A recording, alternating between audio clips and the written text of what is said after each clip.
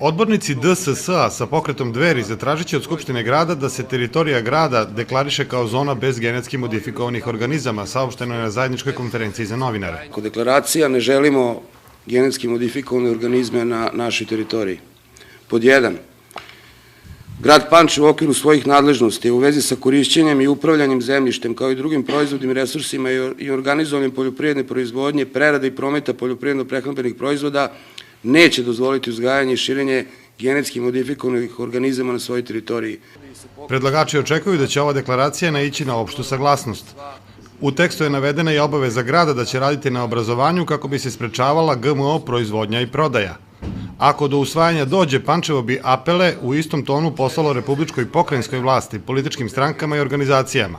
Razaslat bi bio poziv i ostalim gradovima i opštinama po Srbiji da usvoje ovakve deklaracije.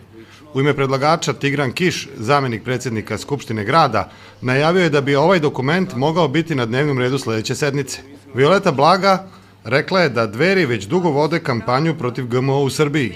Ona je GMO nazvala Frankenstein hranom, čije su posledice po zdravlje generacija ljudi još uvek nedovoljno ispitane. Ono malo što su vršena istraživanja vezana za genetski modifikovano seme, recimo pacovi su hranjeni recimo genetski modifikovanim krompirom, gde na njima nastupile su strašne mutacije i čak 70% ženki tih pacova su pomrle vrlo brzo, a u drugoj ili trećoj generaciji tih hranjenih pacova već su bili potpuno sterilni.